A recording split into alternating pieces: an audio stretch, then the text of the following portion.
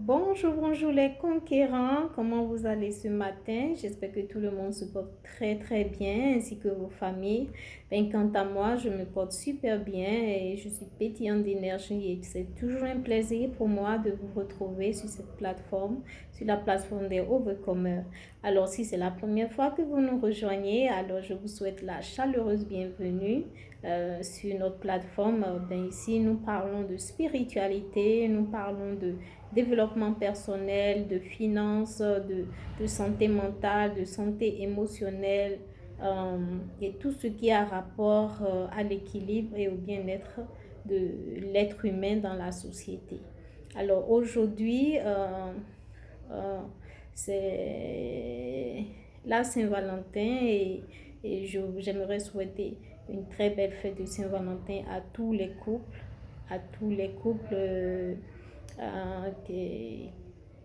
qui vivent ensemble, qui sont mariés régulièrement. Je vous souhaite tout le bonheur et je prie vivement que cette flamme qui a été allumée ce jour, que cette flamme perdue dans le temps et, et que Dieu vous bénisse abondamment. Et parce que quand nous avons des familles en bonne santé, nous avons une société en bonne santé. Alors, aujourd'hui, nous allons parler plutôt des langages de l'amour. Mais avant de parler de ces langages de l'amour, c'est important de savoir que lorsque nous sommes dans une relation, et surtout lorsque nous avons une vision à long terme de notre relation, je ne parle pas des relations de 6 mois, de 2 ans, non. Je parle des relations qui vont perdurer dans le temps, c'est-à-dire 20 ans, 30 ans, 40 ans, 50 ans de vie ensemble. Euh, je parle dans cette vision-là. Je parle d'une relation entre personnes matures, entre personnes responsables, entre personnes qui ont une intelligence émotionnelle et qui savent communiquer euh, leurs besoins et le manquement qui peuvent s'asseoir même quand ils sont en colère et trouver des approches de solutions quand il y a des problèmes. Donc, le mariage, c'est pas pour les enfants, c'est pas pour les hommes, garçons ou les femmes, filles. Non, non, je ne parle pas de ce genre de personnes. Ces gens de personnes ont besoin d'aller travailler sur leur estime de soi, sur leur identité avant de revenir dans le mariage parce que ils sont peut-être âgés, mais ils ont une mentalité d'enfant. Donc, ils ont un travail de développement personnel, un travail interne pour se remettre à l'heure, pour remettre les pendules à l'heure avant de s'engager dans des relations pour adultes, pour des personnes qui ont la tête sur les épaules et qui savent ce qu'ils veulent dans la vie, qui ont une vision et qui sont prêts à travailler comme une équipe pour gagner ensemble. Alors, ici, je vais parler des besoins de l'homme, ensuite des besoins de la femme et ensuite nous allons parler des langages de l'amour et comment garder la flamme dans le mariage. Alors, je vais énumérer quelques besoins de l'homme dans le couple. Un homme a souvent besoin de gratitude, c'est-à-dire, mesdames, quand monsieur fait des efforts, c'est important de dire merci, c'est important de reconnaître les efforts qu'il fait, de le supporter même quand il fait des erreurs, d'être son supporteur numéro un, d'être son cheerleader. D'accord? Donc, l'homme aspire à la gratitude, il aspire à la compréhension. Donc, quand il fait des erreurs, ne soyez pas là à lui répéter cela tout le temps. C'est vrai, l'erreur est humaine et on ne devient pas leader du jour au lendemain. Il faut faire des erreurs et se corriger et pour devenir meilleur. Donc, il a besoin de gratitude, il a besoin de compréhension, il a besoin de votre loyauté, et il a besoin de savoir qu'il peut compter sur vous quand tout va mal ou quand tout va bien, que vous serez toujours là à ses côtés pour l'aider à atteindre les objectifs que vous vous aurez fixés ensemble. Il a besoin de votre attention et, et de votre support, de vos encouragements. Donc, C'est à vous de prêter attention aux détails. Parfois, peut-être, il n'a pas besoin de vous le dire avant que vous le fassiez. Si vous connaissez votre homme vraiment et vous savez ce qu'il veut, vous devez être son havre de paix. Tout homme recherche la paix. Donc, si il a ces qualités et en vous, et à part tout ce qui est physique, c'est-à-dire vous devez vous rendre belle, être propre, sentir bon et tout, la valeur ajoutée que vous amenez à cet homme-là, aucun argent ne peut l'acheter. Et c'est ça qui fera que quand il sort du boulot, il est pressé de rentrer à la maison parce que vous constituez son havre de paix. Vous comprenez? Donc, il y a la gratitude, la compréhension, la loyauté, l'attention aux détails, le support, l'encouragement et le respect. C'est très important. C'est très important le respect. Les hommes aspirent. Vous pouvez ne pas l'aimer, mais si vous le respectez, il va rester. Parce que de l'amour sans respect, ça ne veut rien dire. Je peux t'aimer, te manquer de respect. Mais si je te respecte, la probabilité que je te fasse du mal serait moindre. Mais je peux t'aimer et te faire du mal. Vous comprenez? Donc, le respect, c'est très important. Et pour les hommes, c'est leur manière d'exprimer, de se sentir aimé quand vous leur accordez du respect. Donc, c'est un peu ça. Et pour les femmes, les besoins de la femme, c'est la sécurité. La femme a besoin de se sentir en sécurité à vos côtés, monsieur. Et quand je parle de sécurité, c'est la sécurité physique, c'est la sécurité émotionnelle, c'est-à-dire vous ne pouvez pas laisser n'importe qui venir taper sur votre femme ou l'insulter ou la maltraiter et sans que vous ne disiez non, vous ne réagissez pas parce que votre femme, c'est vous. Quelqu'un qui maltraite votre femme vous maltraite. Donc vous devez être en mesure de la défendre, de la protéger physiquement, émotionnellement et financièrement. C'est important. Et vous devez prendre soin de votre époux. Si vous l'aimez comme vous-même, vous devez être en mesure de prendre soin de ses besoins. C'est important.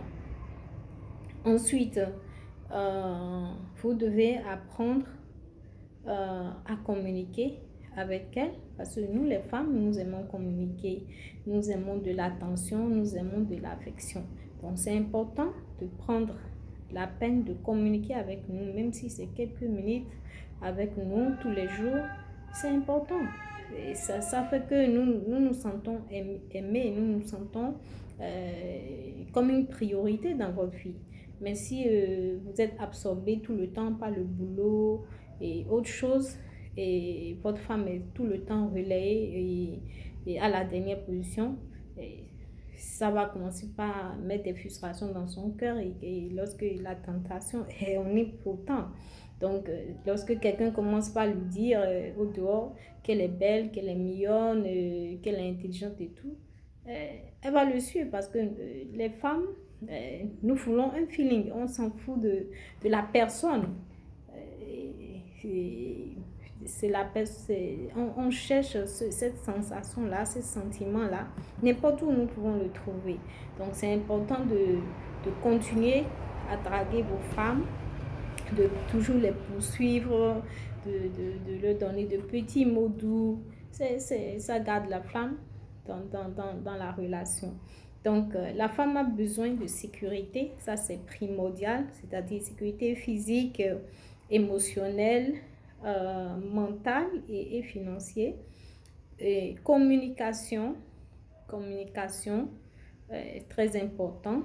Donnez-lui de l'attention, donnez-lui de l'affection, ok?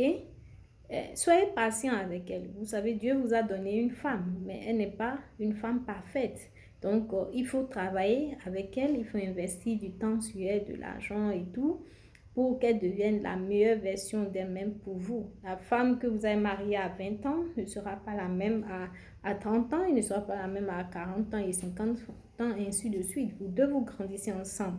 Donc, soyez patient, elle n'est pas parfaite. Communiquez, ce que vous voulez et travailler avec elle pour qu'elle atteigne euh, les objectifs que vous vous serez fixés à deux. Aussi, la femme a besoin euh, de votre leadership. Elle a besoin de votre masculinité en tant qu'homme.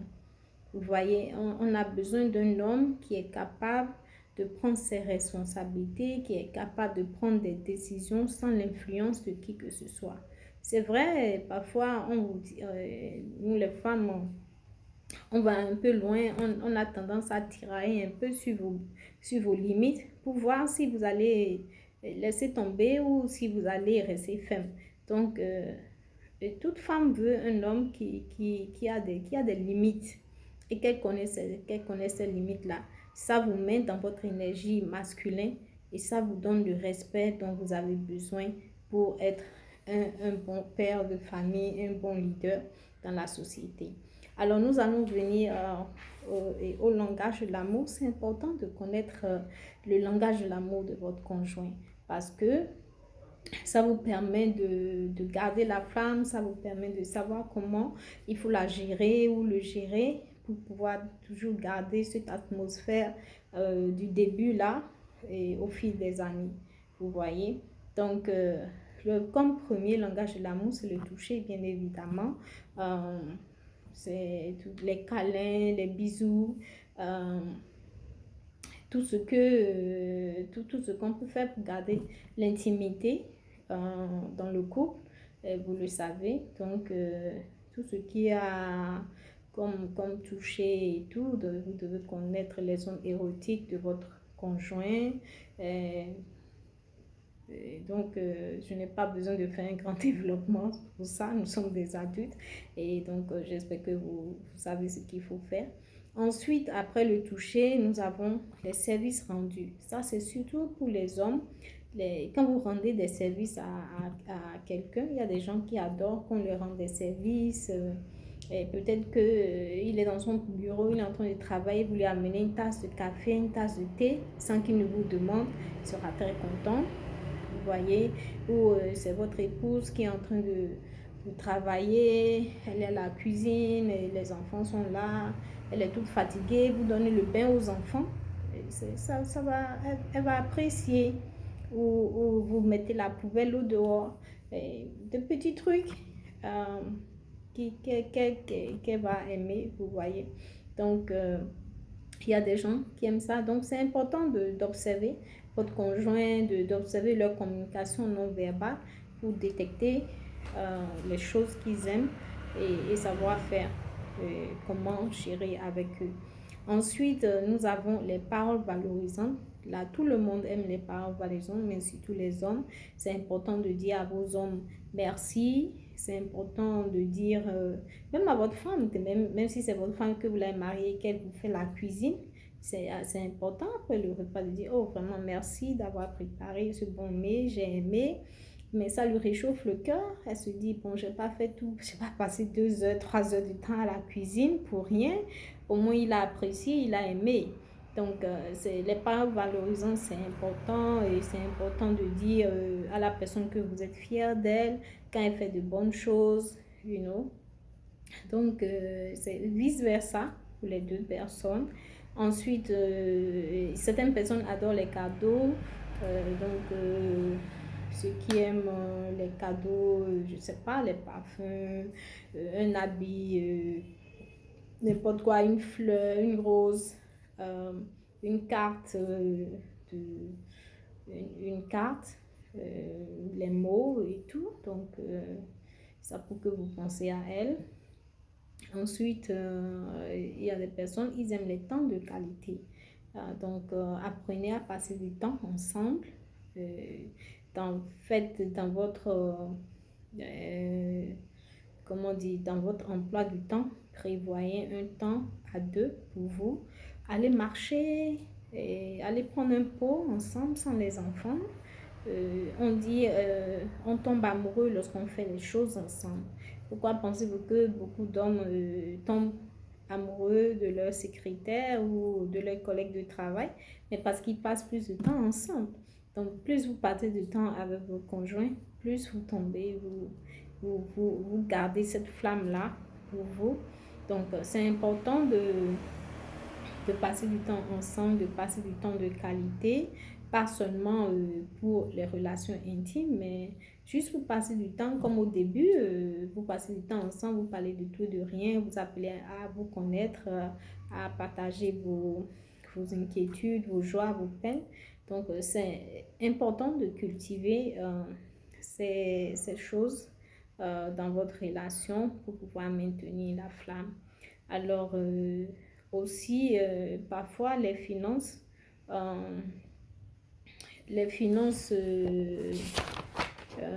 font un peu défaut dans le couple et il faut apprendre à passer, à faire avec les moyens que vous avez. Si vous n'avez pas l'argent pour l'amener au restaurant, dans un restaurant chic ou bien à l'hôtel, faites-le à la maison.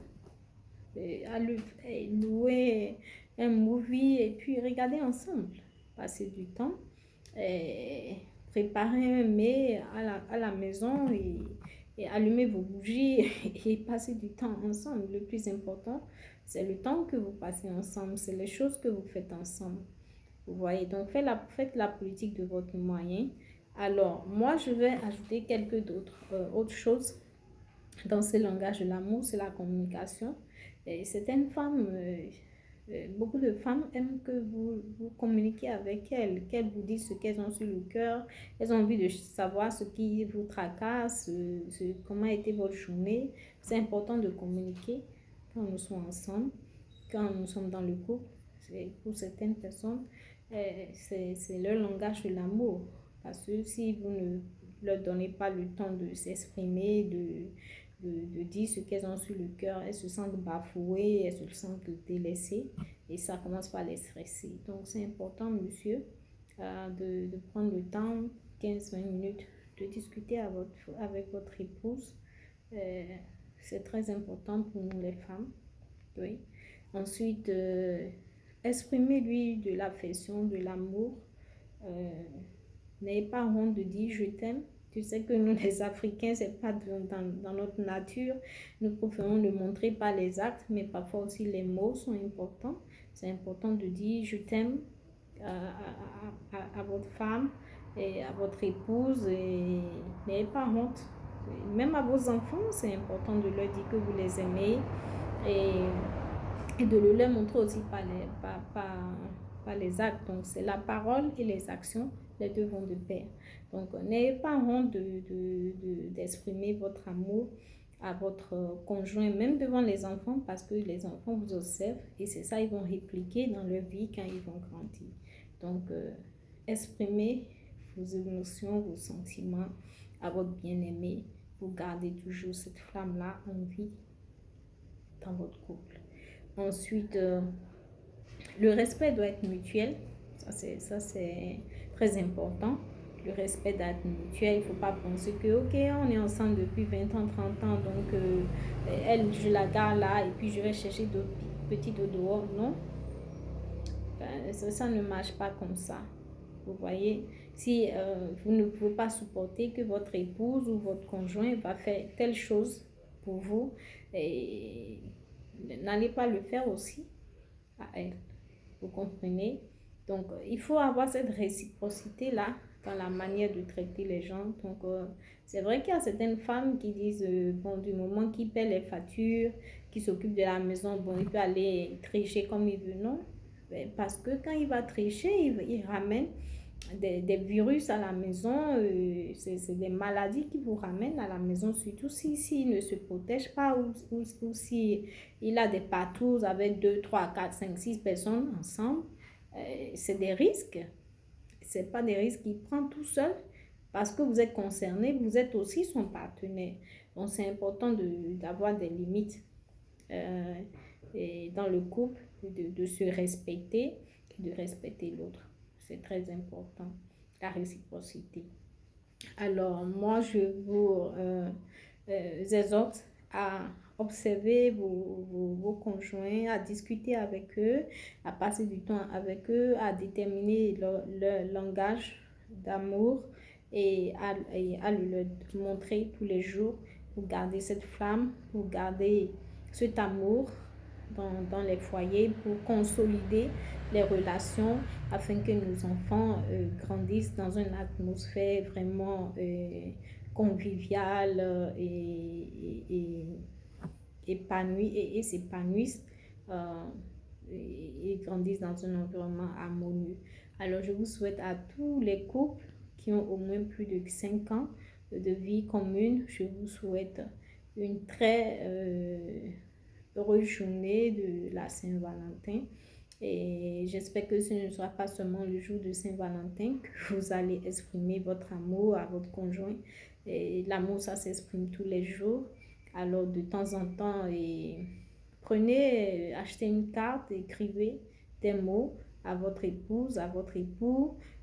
Faites-lui de petites notes de temps à autre. Offrez-lui un petit cadeau de temps à autre. C'est pas seulement le jour de la Saint-Valentin qu'il faut exprimer son amour, c'est tous les jours. Il faut garder la flamme debout, allumée, et pour que tout le monde en bénéficie, non seulement les conjoints, les enfants, mais aussi les familles. Alors, je vous souhaite de très agréables moments en couple et que Dieu vous bénisse. Allez, bisous, bisous et à très bientôt. Bye bye.